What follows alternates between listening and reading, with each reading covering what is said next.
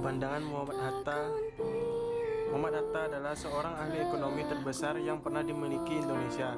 Bung Hatta memiliki pemikiran untuk melakukan pembangunan Indonesia dengan mewujudkan kemakmuran dan keadilan yang merata bagi rakyat sesuai dengan pasal 33 UUD 1945. Inti dari pemikiran Bung Hatta sendiri terdiri atas dua aspek pokok, yaitu transformasi ekonomi dan transformasi sosial. Economic and social transformation, yang ialah nilai merupakan satu kesatuan yang utuh dan tidak dapat dipisahkan. Bung Hatta ليكن يومك للشعب ودادا ليكن حبك للأرض مداد ليكن يومك للشعب ودادا ليكن حبك للأرض مداد قلم أنت فكم عبر banyak. Dengan latar belakang penyusun UUD 1945, Bung Hatta berusaha sekuat tenaga untuk memasukkan ekonomi kerakyatan sebagai prinsip dasar sistem perekonomian Indonesia. Muhammad Hatta berusaha menciptakan ekonomi yang mengimplementasikan nilai-nilai Pancasila kegiatan ekonomi. Muhammad Hatta membuat sistem perekonomian yang menguntungkan anggotanya, mensejahterakan anggotanya agar perekonomian di Indonesia berjalan dengan lancar. Muhammad Hatta mempresentasikan ide-idenya dengan membuat sekolah pendidikan tentang koperasi. Muhammad Hatta menyatakan ekonomi kerakyatan atau demokrasi ekonomi sebagai konsep dasar sistem perekonomian Indonesia. Tujuan jangka pendek kebijakan itu ialah untuk menghapuskan penggolong-golongan status sosial ekonomi masyarakat, baik berdasarkan ras maupun berdasarkan tingkat penguasaan faktor-faktor produksi. Sedangkan tujuan jangka panjangnya adalah untuk mengoreksi struktur ekonomi kolonial yang diwariskan oleh pemerintah Hindia Belanda, serta untuk meningkatkan kemampuan masyarakat dalam mengendalikan jalannya roda perekonomian Indonesia. Pandangan Sumitro Tjojohadikusumo ialah sebagai arsitek ekonomi Indonesia modern, berbagai program lembaga untuk meningkatkan kerjasama Indonesia dan Amerika Serikat, diantaranya melakukan studi dan rekomendasi di bidang keamanan, teknologi, politik, dan ekonomi. Pemikiran Sumitro Tjojohadikusumo, tokoh ekonomi Indonesia saat itu, dalam pidatonya di negara Amerika pada tahun 1949 menegaskan bahwa sistem yang kita ciptakan adalah ekonomi semacam campuran, tetapi dalam proses perkembangannya telah disepakati suatu bentuk ekonomi baru yang dinamakan sebagai sistem ekonomi Pancasila, yang di dalamnya mengandung unsur penting yang disebut demokrasi ekonomi. Sistem demokrasi ekonomi dipilih karena memiliki manfaat yang positif bagi Indonesia. Di antaranya ialah 1. Perekonomian disusun sebagai usaha bersama atas asas kekeluargaan. 2. Cabang-cabang produksi yang penting bagi negara dan menguasai hajat hidup orang banyak dikuasai oleh negara. 3. Warga negara memiliki kebebasan dalam memilih pekerjaan yang dikehendakinya, serta mempunyai hak akan pekerjaan dan penghidupan yang layak. 4. Hak milik perorangan diakui dan pemanfaatannya tidak boleh bertentangan dengan kepentingan masyarakat. 5. Potensi, inisiatif, dan daya kreasi setiap warga negara dikembangkan sepenuhnya dalam batas-batas yang tidak merugikan kepentingan umum. 6. Fakir miskin dan anak-anak terlantar dipelihara oleh negara. Pandangan dari Widjojo Nitisastro dinobatkan menjadi Bapak Kependudukan Indonesia. Pria yang dikenal sebagai arsitek utama perekonomian Orde Baru ini dinilai banyak berjasa dalam kependudukan Indonesia. Widjojo sangat berperan dalam pembangunan ekonomi pada tahun 1968. Kala itu, ia menjadikan penduduk sebagai titik utama pembangunan. Penduduk tidak hanya sebagai objek, tapi juga sebagai subjek, ucapnya saat memimpin Bappenas.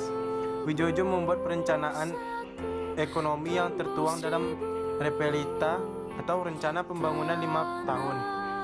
Fokus Repelita adalah ekonomi secara makro. Dalam Orde Baru, Bappenas menjadi lembaga yang krusial sebab memegang kunci pembangunan baik di tingkat pusat maupun daerah. Sistem kerja Repelita berpegang pada perencanaan terpusat, baik secara arah kebijakan maupun pendanaan. Dengan alur seperti ini, pembangunan di daerah lebih menonjol karena perencanaan maupun implementasinya bersifat sentralistik. Pandangan Syahrir. Syahrir ialah sosok yang sangat percaya dengan pasar. Pasar akan berjalan dengan efektif dan efisien bila memang dijalankan dengan benar. Adapun untuk pemerataan hasil-hasil pembangunan, pemerintah harus mengambil peranan yang jelas. Pemikirannya ialah pertumbuhan ekonomi sangat penting, tetapi harus ada pemerataan peranan pemerintah yang jelas dan efisien. Syahrir dengan pemikirannya juga mampu memberikan pencerahan kepada banyak pihak termasuk pemerintah bahwa perekonomian di Indonesia bukan hanya harus mengentaskan kemiskinan, tapi juga melakukan pemerataan untuk seluruh rakyat. Syahrir melihat bahwa konsep pemerintah dengan mengacu pada substitusi impor atau lebih banyak di mana investasi asing maupun lokal yang masuk ke Indonesia akan dilindungi tidak terlalu bermanfaat. Apalagi konsistensi pemerintahan saat itu dalam hal perlindungan justru tidak memperlihatkan apakah konsep tersebut bisa memberikan manfaat atau tidak kepada masyarakat Indonesia.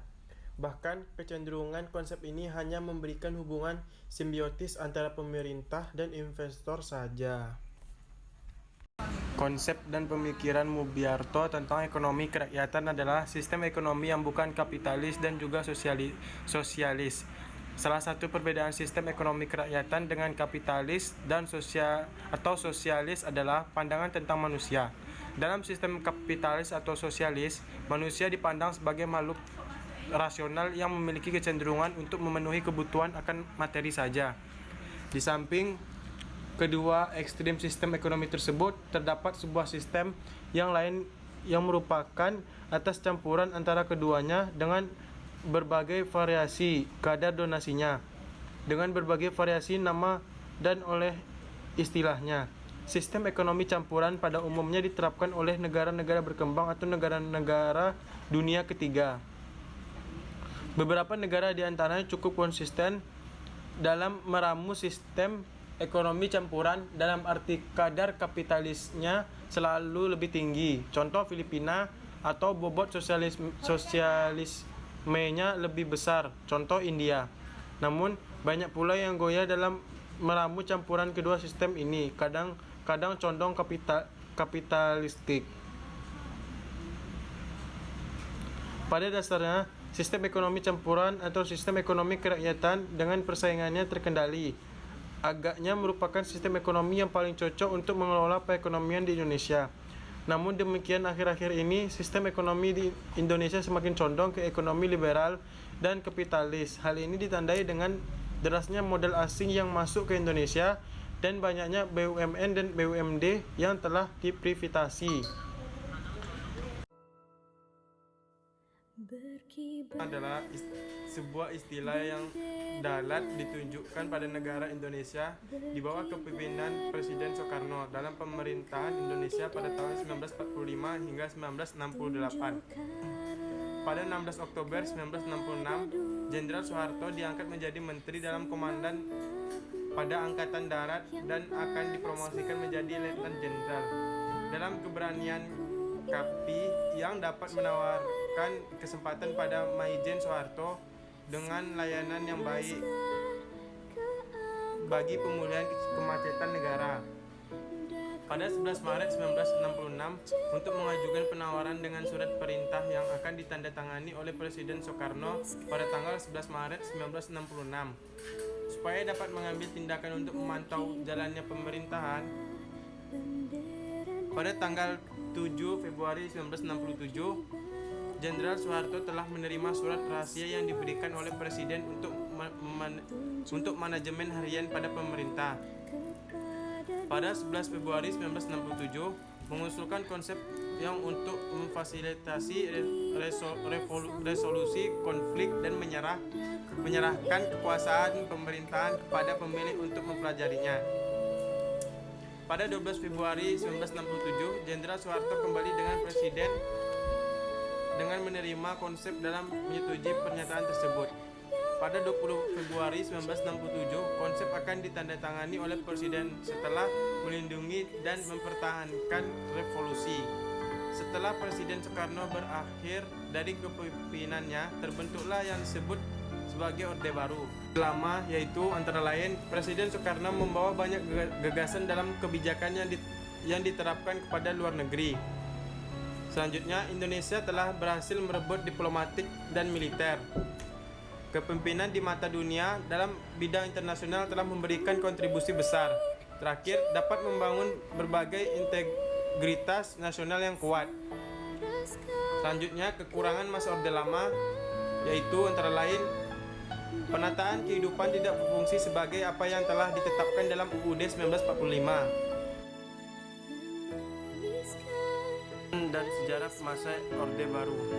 Pada era demokrasi yang terpimpin di bawah kepemimpinan Presiden Soekarno sudah mendapat banyak tamparan yang sangat keras ketika terjadinya suatu peristiwa pada tanggal 30 September 1965 yang dapat disinyalir bahwa didalangi oleh Partai Komunis Indonesia atau PKI.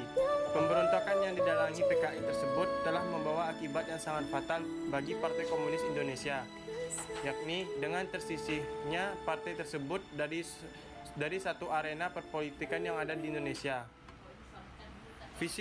Visi utama dari pemerintahan Orde Baru ini adalah untuk dapat melaksanakan Pancasila dan UUD 1945 secara murni dan dapat konsekuen di dalam setiap aspek kehidupan bermasyarakat di Indonesia. Dengan kehadiran visi tersebut, Orde Baru dapat memberikan sebuah harapan bagi semua rakyat Indonesia, terutama yang berkaitan dengan suatu perubahan politik dari yang mempunyai sifat otoriter yang terjadi pada masa demokrasi terpimpin di bawah kepemimpinan Presiden Soekarno agar menjadi lebih demokratis. Harapan dari rakyat tersebut tentu saja mempunyai dasar. Presiden Soekarno yang dianggap sebagai tokoh utama masa Orde Baru ini dipandang rakyat sebagai sosok manusia yang dapat mampu mengeluarkan sebuah bangsa ini agar dapat keluar dari keterpurukan. Hal ini dapat dianggap tersebut dikarenakan beliau sudah dapat berhasil membubarkan kelompok komunis yaitu PKI yang pada waktu itu telah dijadikan musuh utama di negeri ini. Selain itu, beliau juga berhasil menciptakan keadaan stabilitas keamanan di negeri ini pasca pemberontakan Partai Komunis Indonesia atau PKI dengan waktu yang relatif singkat. Itulah yang menyebabkan beberapa anggapan yang telah menjadi dasar kepercayaan rakyat Indonesia terhadap pemerintahan Orde Baru ini di bawah kepemimpinan Presiden Soeharto. Tetapi kemudian harapan rakyat tersebut tidak sepenuhnya dapat terwujud karena apabila dilihat dan dirasakan sebenarnya dan sejarah masa reformasi.